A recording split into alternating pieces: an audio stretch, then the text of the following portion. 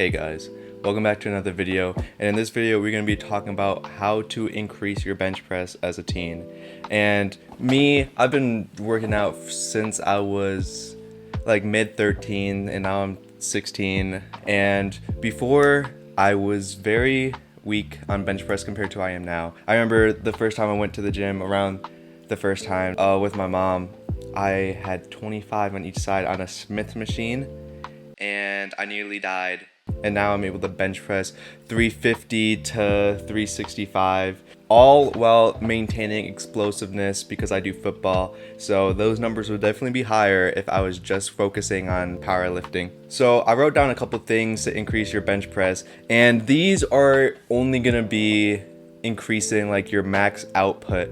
So this isn't gonna really increase like repetitions, because something I have noticed with doing this is there is a huge drop off phase. Like once you get past 5 reps, that's like really when you start to suffer. Even though like my bench is pretty high, I would consider, I still can't do a lot of reps at like a moderate to heavy weight.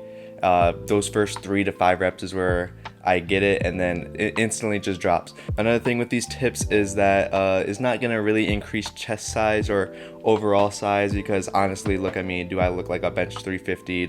No, I weigh 200 pounds and I feel like I do not look like a bodybuilder. This is just gonna increase your peak output, so don't really do this if you really care about aesthetics. So the first tip I have is gonna be engaging your back, and this really helps isolate your chest on the bench press. So like when you get underneath that bar, you really want to engage your lats and engage your rear delts. While doing this, it gives you a very strong base to be able to press off of, because the higher weight you get to, the better base. You can't just be dropping that weight on your chest and leave a huge mark on your chest. You want to build a big base. So make sure you're also training back if you want to increase your bench. So here I am at my home gym at my bench press, and I'm gonna quickly show you guys how to engage your back.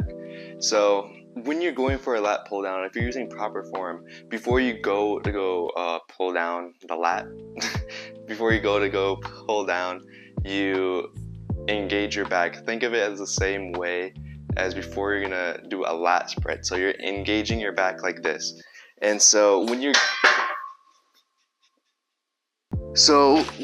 are getting underneath the bar, and a lot of people are just like this underneath the bar, with engaging your back, you're pulling down the bar before you get into your bench press. So like I'm doing like a pull up with the bar, and then I bring myself back, and you want to be like sitting on your traps, I guess.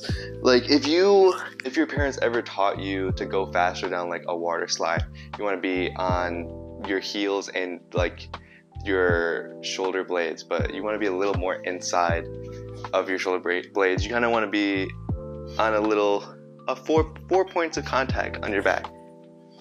And so when you engage the back, and you'll also, this is what I learned from a friend when I first ever started working out, you want your eyes to be aligned right below like the bar from your position. And so when you engage your back and bring the bar out, you have a nice firm base here. And so when you bring it down, and then you can just, I don't know, dude, you can bring it back up. So the second tip I have is leg drive, of course. So you really want to squeeze your glutes when you're going through the bench, and you almost want to like brace for like if you're squatting, like building a good base all around your entire body. And when I talk about leg drive, I'm not talking about literally becoming a bridge when you go to press that weight up, because that is not ideal, and we're not going to be doing that around here. You really just want to have a good foundation to be able to press that weight off your chest. And so we also have engaging your legs, and I'm just going to really explain this one because I don't have socks on, and I don't feel like putting socks on, and I'm not trying to have you guys see my legs. And it's very sus if I'm showing you guys me clenching my glutes. So when you're underneath the bar, you want to act like you're getting ready for a squat pretty much. You want to clench your glutes, and so while you have your back engaged, that you're pretty much like a tripod on the thing, but like don't overdo it, of course. Do whatever feels natural and like a good base. And so when you go down, you are always going to have a little leg drive, but you still want to keep your but on the bench. Also, an extra thing, try to keep your wrists as straight as possible. Don't do a deft grip, but that's pretty much it. Back to Forbes. The third tip I have for you guys is going to absolute failure. So you won't want to be doing this every single set. I mean, you can. It's up to you how you work out. If you're doing a Mike Menzer workout, that's on you. But for me, I really, on that last set or the last 2 sets, I go to absolute failure. So make sure you either A, have your spotting bar set up correctly so you won't kill yourself, or B, you have a spotter, which is much better because they can actually help you on those last couple reps. And sometimes I'll literally have a spotter, and when I have that last rep, it doesn't even feel like I could lift up the bar with no weight on, and that is literally completely destroying your chest, and that is what you're gonna want. Tip number 4 I have for you guys is recovery. So you should at max be benching like 2 times a week because you want to have full recovery. And if you're going into a bench workout and you're tired, I'm not talking about like, oh, I'm tired. I mean like your body is actually tired where you won't be able to produce max output on the exercise. You do not want to be hitting bench that day or any type of max output lift, as we're going to be wanting to produce max output at quality. So we're going to be doing quality over quantity, so making sure that max 2 times a week hitting chest. And my 5th and final tip is gonna be using percentages. So I'm gonna put my workout up on the screen. I put my max at 350. I'm gonna be working on that. And usually when you put your max in to do the percentages, you wanna do 10 pounds above your actual max. And so then you always have something to build towards and you can track that progress.